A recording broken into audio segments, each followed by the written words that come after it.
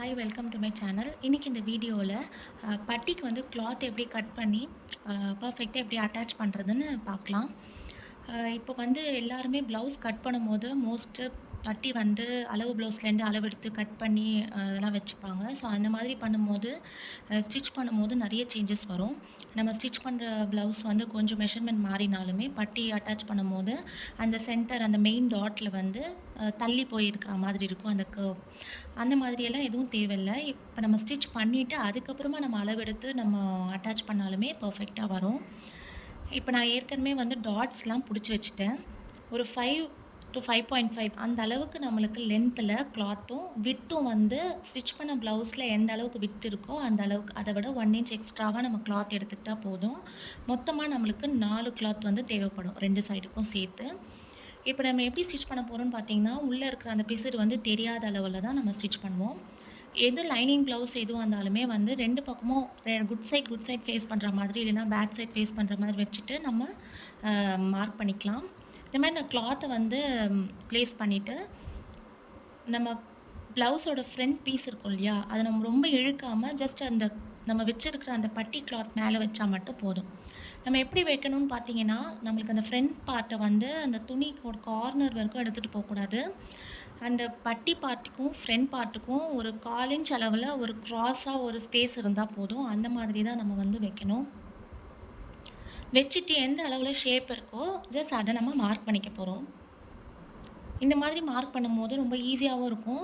நம்மளுக்கு முன்னாடியே கட் பண்ணி வச்சுட்டு அந்த மாதிரிலாம் எதுவும் தேவையில்லை. இது ஈஸியாக இருக்கும். அட்டாச் பண்ணிவிட்டு பார்த்தீங்கன்னா ரொம்ப பர்ஃபெக்டாக இருக்கும். நம்மளுக்கு எந்த அளவில் நம்ம ஸ்டிச் பண்ணியிருக்கோமோ அந்த அளவில் கரெக்டாக இருக்கும். ஸோ மெயின் டாட்டில் நான் சின்னதாக ஒரு மார்க் பண்ணிவிட்டு இந்த ஷேப்பை வந்து நான் ட்ரா பண்ணி எடுத்துக்கிறேன். ஒரு சைடு நம்ம எடுத்துக்கிட்டால் போதும். நான் வந்து லெஃப்ட் சைடு வந்து எடுத்துக்கிறேன். அதை வச்சுட்டு நம்ம மீதி இருக்கிற கிளாத் எல்லாமே கட் பண்ணி அட்டாச் பண்ணிக்கலாம்.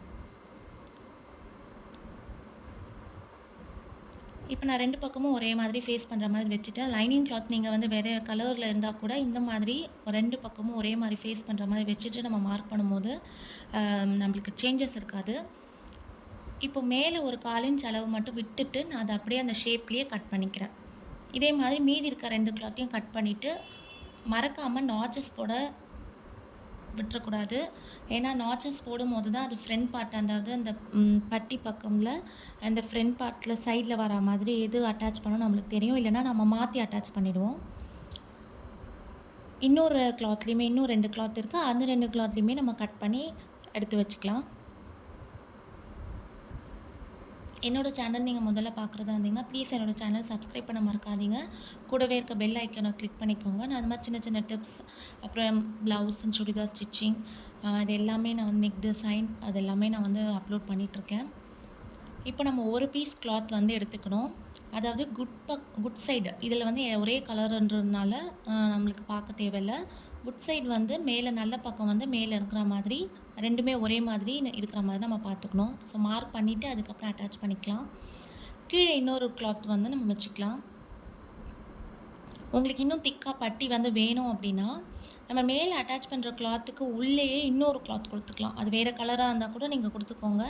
கொடுத்துட்டு அதுக்கப்புறம் அட்டாச் பண்ணும்போது பார்க்கறதுக்கு கொஞ்சம் திக்காக இருக்கும், ஸ்டிஃபாக இருக்கும். இப்போ எப்படி வைக்கணும்னு பார்த்தீங்கன்னா, ஃப்ரண்ட் பார்ட் வந்து உள்ளே இருக்கணும். வெளியில் அந்த 2 கிளாத்துமே வந்து ஒரு சின்ன ட்ரையாங்கிள் தெரிகிற அளவுக்கு இருக்கணும். அந்த மாதிரி வச்சுட்டு தான் நம்ம அட்டாச் பண்ணணும். ஒரு 1/4 inch அளவு ஃப்ரண்ட் பார்ட் வந்து உள்ளேயும் வெளியில் தெரிகிற மாதிரி இந்த பட்டி கிளாத்து எப்படி தெரியணும்னு பார்த்தீங்கன்னா, சின்ன ட்ரையாங்கிளாக தெரிகிற மாதிரி நம்ம வச்சுட்டு டபுள் ஸ்டிச் போட்டு ஸ்டிச் பண்ண ஆரம்பிக்கலாம். அதே மாதிரி மெயின் டாட் வரும்போது நல்லா மடித்து உள்ளே விடணும். அதிலே வந்து நம்ம ஸ்டிச் பண்ணிட்டோம் அப்படின்னா அந்த போடும்போது ப்ளவுஸ் வந்து இழுக்க ஆரம்பிச்சிடும்.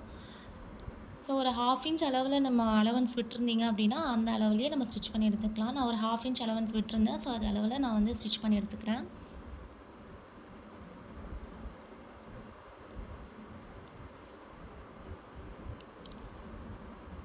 பார்த்திங்கன்னா எவ்வளோ நீட்டாக இருக்குது பாருங்க.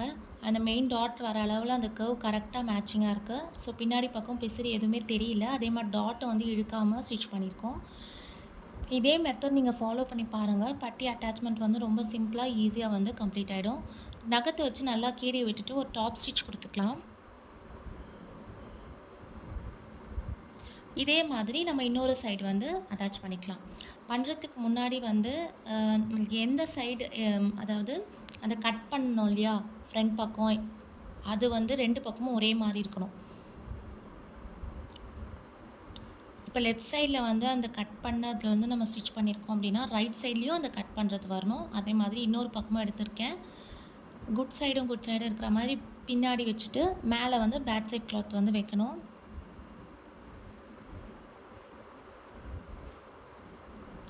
இது ரெண்டுமே நான் ப்ளவுஸ் பிட்லேயே எடுத்துட்டேன்.